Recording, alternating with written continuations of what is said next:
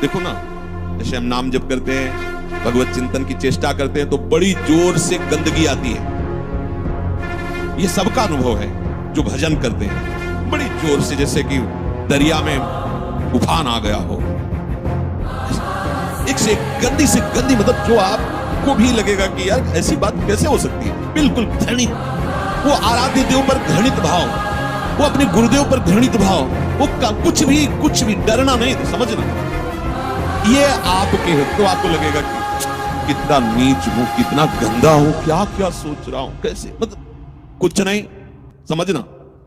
बिल्कुल तटस्थ भूमिका होनी चाहिए। मैं थोड़ी सोच रहा हूं जैसे गंदी नाली की कीड़े की तरह मन इंद्रिया भोगों में रहे, अभी गंदगी फेंक, बिल्कुल तटस्थ। अरे मैं प्रियाजू के लिए क्या सोच रहा हूं, मैं लालजू के लिए क्या सोच रहा हूं, और मैं गुरुदेव के लिए क्या, बिल्कुल नहीं। ये बेईमान लोग हैं, ये हमको भयभीत करेंगे, हमारी निष्ठा बिगाड़ेंगे, हमारा भाव बिगाड़ेंगे, बिल्कुल नहीं मानना। ये हम बहुत खूब अनुभूत, सोची समझी बात करें, खूब साधकों से मिली हुई बात। ये अपने आराध्य देव पर ही गलत भाव कर लेगा, ये अपने गुरुदेव पर भी गलत भाव कर लेगा। आपको डरना नहीं है, ये किसी भी तरह से आपको हटाना चाहता है। जहां आप भगवत चिंतन में लगे, आप भगवत चिंतन आपके हृदय में आए हुए या बसे हुए या पुराने संस्कार सब मिटाएगा। बिल्कुल आपको चिंता नहीं करनी, चलने दो। नाम कीर्तन, नाम जप, मंत्र जप, वाणी चिंतन, चलने दो। सेवा, ये जितनी गंदगी, चुप रहो, देखते रहो। उबने की जरूरत नहीं, खिन्न नहीं होना, ना हर्षित होना है। दोनों बात समझ, खिन्न हो गए तो वो टिक जाएगा, ऐसा क्यों नहीं है। उसमें गंदगी जब धुलाई हो रही तो निकलेगी सब बाहर, शांत एकदम। बहुत गंभीर होना चाहिए उपासक इस स्थिति वाले को। कुछ नहीं, कोई नहीं बिगाड़ सकता, बस आप झुकना नहीं। इस पे बाहर की बात नहीं कह रहे, यहां की बात। आप उदास मत होना, आप निराश मत होना, और आप इनके आगे झुकना नहीं, दुष्टों के समुदाय के आगे। एक से एक पेशगी देंगे, आपको निराश करने की चेष्टा करेंगे, आपको ऐसा कर देंगे कि लगेगा इस भोग के बिना तो हम जी नहीं सकते, अब ये भोग भोग ले, फिर भगवान मिले या ना मिले। झुकना मत इनके आगे। ये दुष्ट प्रवृत्तियां आपको रौंदने की चेष्टा कर, और आप तभी नहीं झुकेंगे जब मत परायण। भगवदास, अगर भगवदास तरेली तो बातें बोलते रहो, कुछ नहीं होने वाला। वो अपने आप वहीं आपको आकर्षित कर लेंगे। हमारा मन हमको जब जलाएगा तो हमें उसे सहना होगा। हमें उसको शांत करने के लिए कोई विषय सेवन, विषय क्रिया, विषय संग नहीं करना है। बस आप निहाल हो जाओगे। ये तीन बातें एक तरफ और एक बात एक तरफ, हर समय नाम चलाते रहो। होगा वही प्यारे जो निश्चित हो चुका है। अब उस निश्चय को अगर कोई टाल सकता है, एक महान शक्ति है, राधा राधा राधा राधा राधा। वो इतना चतुर है मन कि आपको एक सेकंड के कम हिस्से में स्वीकृति लेके क्रिया में उतार देगा। क्रिया का मतलब बाहरी नहीं, अंदर पूरा मनोराज्य शुरू कर देगा, और आप फंसे हुए उसी में डोलते रहेंगे। चतुर उपासक हो। चतुर कौन? राम भजे थे चतुर नर। राधा राधा राधा राधा, क्योंकि जब आप मनोराज्य में विचरण करने लगेंगे तो नाम छूट जाएगा। नाम छूटा मतलब हानि हो गई। पकड़ो, तुरंत पकड़ो। यही हमारा साथी, यही हमारा मित्र, यही हमारा बल है नाम, जो हमें इस मन की दुर्वासना द्वारा घसीटने पर भी नहीं घसीट पाएगा। जब हम बहुत उपाय करके देखें कि मन हमारा नहीं रुक रहा, तो उसको रोकने का एक नया उपाय आपको बताए हम। छोड़ दो राधा, जा तू जा, देखते तू क्या कर लेगा। मेरी बिना स्वीकृति के तू कुछ नहीं कर पाएगा। जा, राधा राधा। तू राधा में लगेगा। अपना कल्याण करो पहले, तो जग का कल्याण स्वयं होगा। ये मार्ग पैरों से नहीं चला जाता, मन से चला जाता। ये दो ग्राह बड़े बड़े मुंह फैलाए सबको पकड़ चुके हैं, एक अहंकार और एक ममता। ये बड़े भारी भव समुद्र के मगरमच्छ है। तुम्हारे से सारे झूठे कार्य करवाएंगे। तुम जब इन दो ग्राह के मुख में फंसे रहोगे तो जान ही नहीं पाओगे सत्य किसे कहते हैं। तो इस अहंकार ममता रूपी ग्राह से अपने को छुटाने का शीघ्र उपाय करो। इस संसार समुद्र से ये पार नहीं होने देंगे, तुम्हें लील जाएंगे। बहुत ध्यान से सुनो ना। अपने इंद्रिय मन को किसी भी उत्सव का निमित्त बनाकर, किसी आनंद में प्रफुल्लित होकर कभी किसी विषय को स्वीकार न कर। हर भोग माया का ऐसा दलदल है, जो इसमें एक बार चखने के लिए कूदा वो धंसता चला गया। जब कोई भगवान के मार्ग में चलता है तो ये 3 खाइयां होती जहाँ उसको माया गिराती है। पहली खाई है कंचन, वित्त, रुपया पैसा का संग्रह। फिर इसके बाद है कामिनी। कामिनी का तात्पर्य हर इंद्रिय संयोग से है और विशेषतर जनेंद्रिय के संयोग से। फिर तीसरा है कीर्ति। इनमें ऐसे सुखों का आकर्षण ब्रह्मा जी ने रखा है कि ऐसा लगता है तो भगवान तो मिल ही जाएंगे। देख लेते हैं, ये घाटियां वही नहीं पार कर पाता जो भगवत प्राप्त महापुरुषों का आश्रय मिले। हमें कोई गाली दे रहा है, हम सह जाएंगे, चोट पहुंचाने का तात्पर्य का भाव से, लेकिन कोई हमारे धर्म पर, फिर हम नहीं सह। तुम इंद्रियों को संयम में रखना, बड़े से बड़े क्लेश को सह जाना, उस समय विचलित होकर कोई उसके अनुसार कार्य मत कर देना, तो तुम देखना तुम्हें ऐसी संपत्ति मिलेगी जिसको तुम सोच भी नहीं सकते।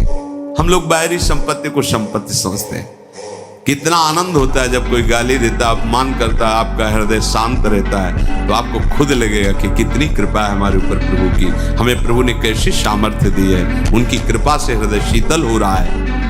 बहुत ध्यान से सुनो ना। अपने इंद्रिय मन को किसी भी उत्सव का निमित्त बनाकर, किसी आनंद में प्रफुल्लित होकर कभी किसी विषय को स्वीकार न कर। हर भोग माया का ऐसा दलदल है, जो इसमें एक बार चखने के लिए कूदा वो धंसता चला गया। जब कोई भगवान के मार्ग में चलता है तो ये 3 खाइयां होती जहाँ उसको माया गिराती है। पहली खाई है कंचन, वित्त, रुपया पैसा का संग्रह। फिर इसके बाद है कामिनी। कामिनी का तात्पर्य हर इंद्रिय संयोग से है और विशेषतर जनेंद्रिय के संयोग से। फिर तीसरा है कीर्ति। इनमें ऐसे सुखों का आकर्षण ब्रह्मा जी ने रखा है कि ऐसा लगता है तो भगवान तो मिल ही जाएंगे। देख लेते हैं, ये घाटियां वही नहीं पार कर पाता जो भगवत प्राप्त महापुरुषों का आश्रय मिले।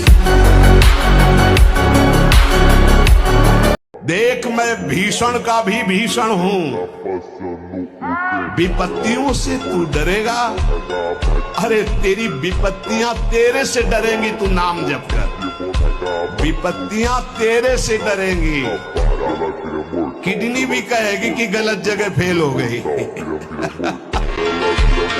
तुम भगवान के अंश हो, तुम प्रकृति के भोग से कभी सुखी नहीं हो सकते। अधर्म युक्त विषय जहर से भी ज्यादा भयावह। जहर तो एक शरीर नष्ट करेगा, विषय करोड़ों जन्म तक वो संस्कार तुम्हें नष्ट करता रहेगा। जब तुम अंदर से विषयों का चिंतन करते हो तो तुम्हारा मन विषयमय हो जाता है, इसीलिए तुम्हें विषय में सुख लग रहा है, अन्यथा नहीं। उदाहरण दिया कि जैसे एक कुत्ता सूखी हड्डी को उठा के भागता है एकांत में, और जब उसे चबाने की कोशिश करता है उसी के गलपरों से उसमें रक्त दिखाई देता है, उसको आनंद का अनुभव होता है कि इससे बड़ा सुख मिल रहा। ठीक ऐसे आप अपनी जीवनी शक्ति का नाश करते हैं और आपने विषय चिंतन अंदर से किया है, इसके कारण आपको माया जनित भोगों में सुख मिल रहा, अन्यथा है ही नहीं। जब सच्चिदानंद भगवान श्री कृष्ण कह रहे हैं दुखालयम अशाश्वतम, तो तुम्हें कैसे सुख का अनुभव? तुम्हारी बुद्धि विपरीत हो गई।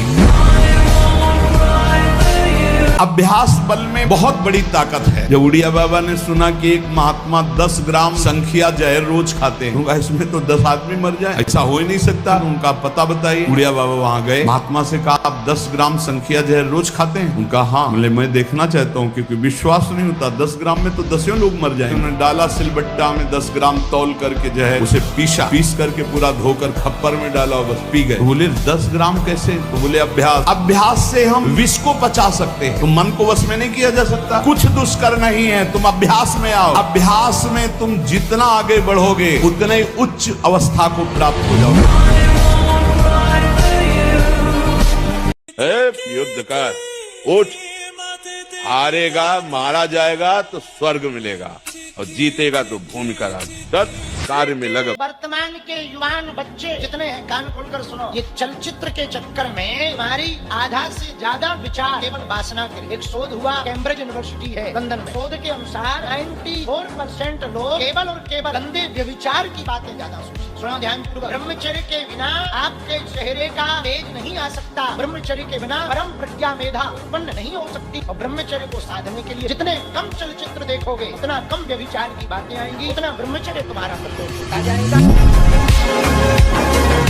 बेटा जब बंदर सर्प को पकड़ लेता है, ऐसे वो फन पकड़ता है, पेड़ में ऐसे रगड़ता है, फिर कान में लगाता है। अगर वो सूंघ हुआ जरा सा फिर रगड़ता है। बोले उसके मरने पर भी 100 बार रगड़ता है। मन को जिसने मार लिया वही महात्मा, मन को जिसने चेला बना लिया वही जगत गुरु, मन को जिसने परमात्मा स्वरूप कर लिया वही जीवन मुक्त महापुरुष हो गया। सारा खेल इस मन के ऊपर।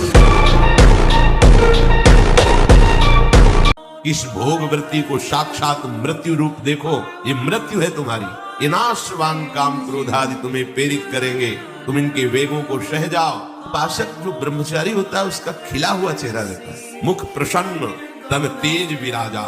अगर भगवत प्राप्ति की इच्छा है ब्रह्मचर्य का पालन करना ही होगा। जैसे बढ़िया खीर बनी हो और उसमें जहर मिला हो और ये कोई विश्वसनीय बता दे ये भाई इसमें जहर मिला है तो आप नहीं खा सकते, तो हस्तमैथुन तुम्हें सुखद लगता है पर ये भारी जहर है, ये तुम्हारी जीवनी शक्ति को नष्ट कर देगा। आपको अपनी हिम्मत दिखानी पड़ेगी। एक बार आपको नियम लेना होगा कि मर चाहे जाऊं मैं ये नहीं करूँ, तो अमर हो जाओगे। मरना क्या, ब्रह्मचर्य रहने वाला मरता थोड़ी, तो अमरत्व की तरफ जाता है। ब्रह्मचर्य बहुत बड़ी हमारी निधि है। ब्रह्मचर्य संपूर्ण विद्याओं को प्रकाशित कर देता है। ब्रह्मचर्य परम श्रेष्ठ पदवी, ब्रह्मचर्य परम स्वतंत्र स्थिति, ब्रह्मचर्य संपूर्ण उन्नति का बीज है।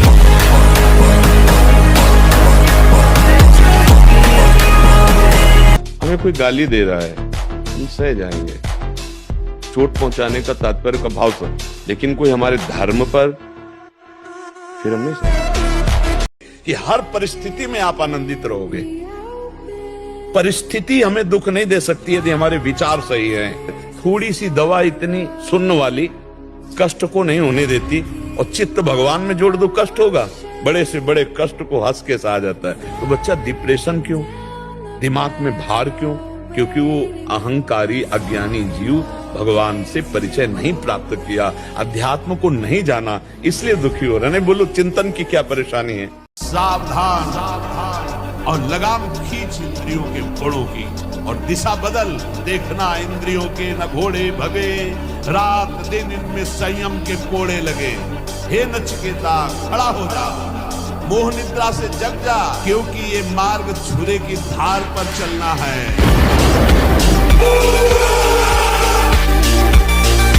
हनुमान जी महाराज ने फल खाए, गौ माता का दूध पिया, अपने ब्रह्मचर्य चरित्र के बल से बड़े बड़े राक्षसों को पटक दिया। राम भगवान का जीवन पढ़िए, कृष्ण भगवान का, ऋषि देव दयानंद का, जिन्होंने 18 बार जहर पिया अपने ब्रह्मचर्य चरित्र के बल से।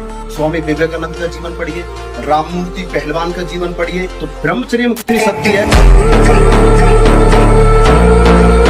नवीन अवस्था है, बलिष्ठ शरीर है, एकांत स्थान है हरिदास जी, और आ रही है नौजवान वैश्या उनको भ्रष्ट करने। 3 दिन साध श्रृंगार करके आ रही है, लेकिन एक बार भी नहीं देखा। महामंत्र की गूंज से वैश्या बदल गई और उनके हृदय में कोई परिवर्तन नहीं। जिस विषय के लिए लोग परेशान होते, वो सारे विषय रघुनाथ दास गोस्वामी के घर में थे।